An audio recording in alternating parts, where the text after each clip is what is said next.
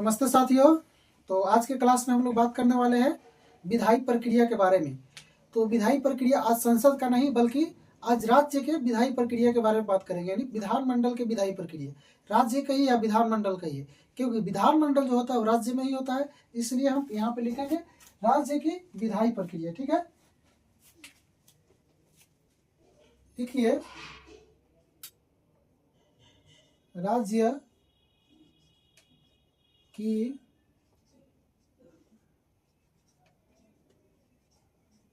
विधायी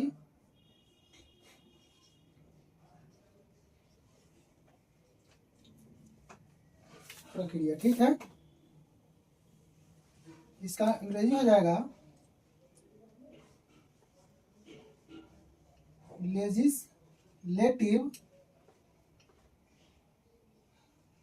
legislative procedure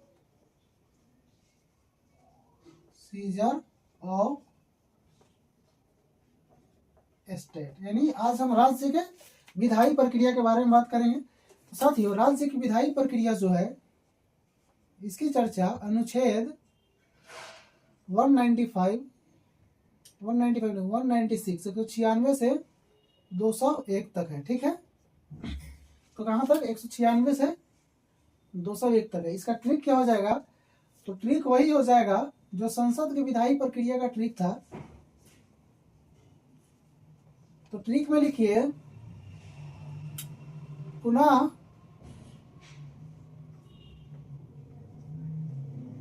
स्थापन संयुक्त बैठक और विशेष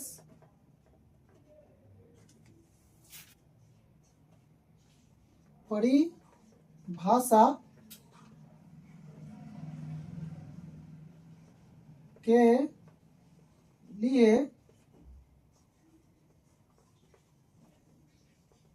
राज्यपाल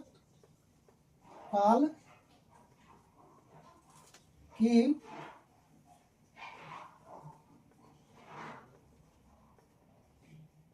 अनुमति। ठीक है, तो ट्रिक क्या है?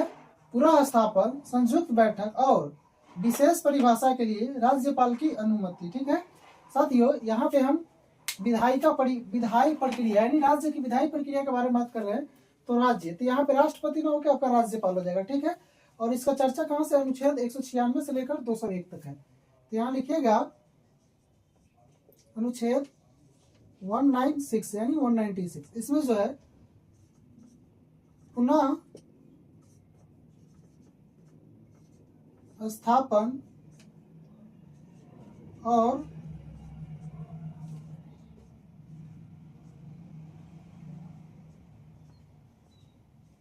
विधेयक को पारित करना, यानी अनुच्छेद 196 कहता है कि पुनः स्थापन यानी पुनः स्थापन और विधेयक को पारित करना।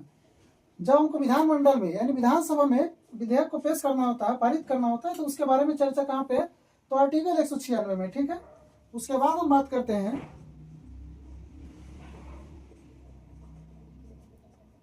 197 में। तो इसमें आपका हो जाएगा संयुक्त बैठक। साथियों, संयुक्त बैठक जो है वह संसद में होता है। ठीक है, ना कि विधानमंडल में। संसद में संयुक्त बैठक होता है जब किसी विधेयक पर विवाद हो जाता है, तो उस स्थिति में राष्ट्रपति संयुक्त बैठक बुलाता है जिसकी अध्यक्षता लोकसभा के अध्यक्ष करता है। ठीक है, लेकिन यहाँ पे संयुक्त बैठक राज्य में नहीं होता है। ठीक है, यहाँ पे संविधान संशोधन नहीं होता है या संविधान से रिलेटेड कोई ऐसा विधेयक नहीं होता है जिसको पारित करना हो, तो उसके बारे में यहाँ पे संयुक्त बैठक नहीं होगा। ठीक है, तो इसके जगह पे क्या हो जाएगा? तो यहाँ लिखिएगा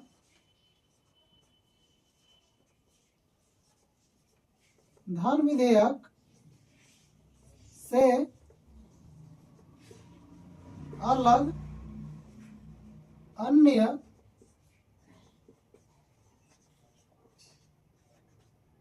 विधेयक पर विधान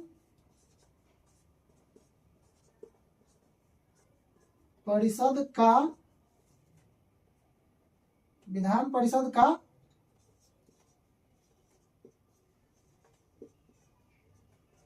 अधिकार, ठीक है, या विधान परिषद की शक्ति, यह शक्ति लिख दीजिए, ज्यादा बेटर हो जाएगा।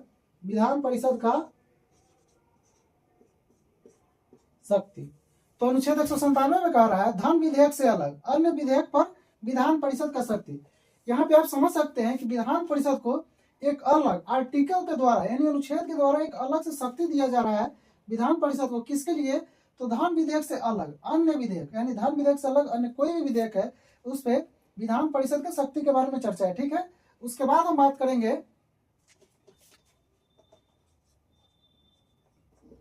अनुच्छेद 198 यानी 198 में। तो यहाँ कह रहा विशेष, ठीक है, तो यहाँ पे हो जाएगा धन विधेयक के लिए विशेष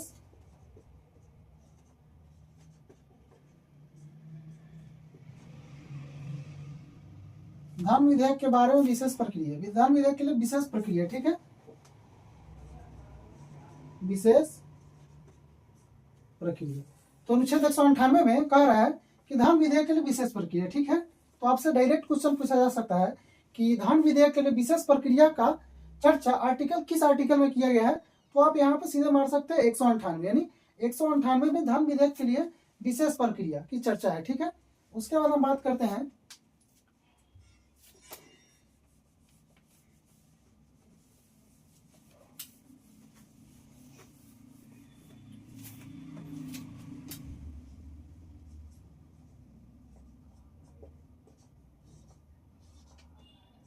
तो अनुच्छेद 199 में चर्चा करेंगे। तो यहाँ विशेष हम लोग पढ़ लिए थे, तो यहाँ परिभाषा बच गया, ठीक है। तो लिखिएगा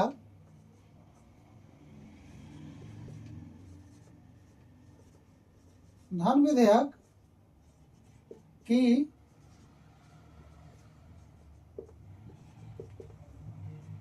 परिभाषा, ठीक है, यानी धन विधेयक की परिभाषा के बारे में चर्चा कहाँ पे है? तो आर्टिकल 199 में। आप लोग यहाँ बता देते हैं कि धन विधेयक, कोई भी विधेयक, धन विधेयक तब होता है या उसका निर्णय कौन लेता है? तो विधानसभा का जो अध्यक्ष होता है वही किसी भी विधेयक को धन विधेयक डिक्लेयर कर सकता है, ठीक है। जब तक वह उसको धन विधेयक न मान ले तब तक वह धन विधेयक नहीं कहलाएगा, ठीक है। तो यहाँ अनुच्छेद 199 में धन विधेयक की परिभाषा है, ठीक है।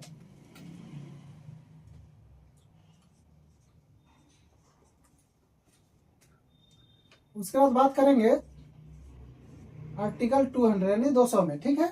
तो यहाँ पे है राज्यपाल की अनुमति। किसकी अनुमति? तो राज्यपाल की अनुमति। अगर संसद में होता तो राष्ट्रपति की अनुमति हो जाता, ठीक है। तो यहाँ पे लिखिएगा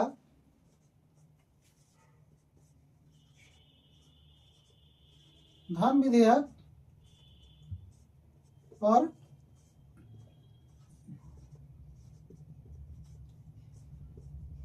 राज्यपाल की अनुमति, ठीक है। साथियों, जब धन विधेयक को पेश किया जाता है यानी किसी विधेयक को पेश किया जाता है तो उसे सबसे पहले उसे पेश करने के लिए राज्यपाल की अनुमति जरूरी होती है, ठीक है। तो राज्यपाल की अनुमति आर्टिकल 200 के तहत धन विधेयक को पेश करने से पहले लिया जाता है, ठीक है। तो धन विधेयक जो होता है राज्यपाल की विशेष अनुमति पे ही धन विधेयक को विधानमंडल में यानी विधानसभा में लाया जाता है, ठीक है।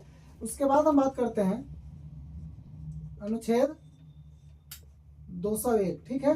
तो यहाँ पे हो जाएगा, देखिए 201, इस ट्रिक के थ्रू 201 के बारे में बात नहीं करेंगे। यह जो 201 है तो इस ट्रिक से बाहर है।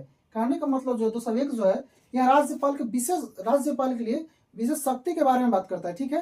कैसा शक्ति? तो विशेष शक्ति। तो इस विशेष शक्ति में क्या होता है तो चलिए हम देखते हैं। यहाँ लिखिएगा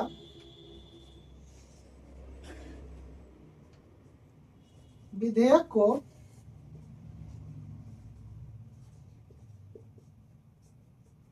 राष्ट्रपति के अनुमति के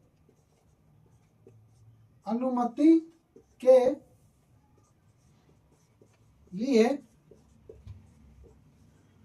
संरक्षित करना, ठीक है। तो यहां समझिए 201 कह रहा है विधेयक को राष्ट्रपति की अनुमति के लिए संरक्षित करना।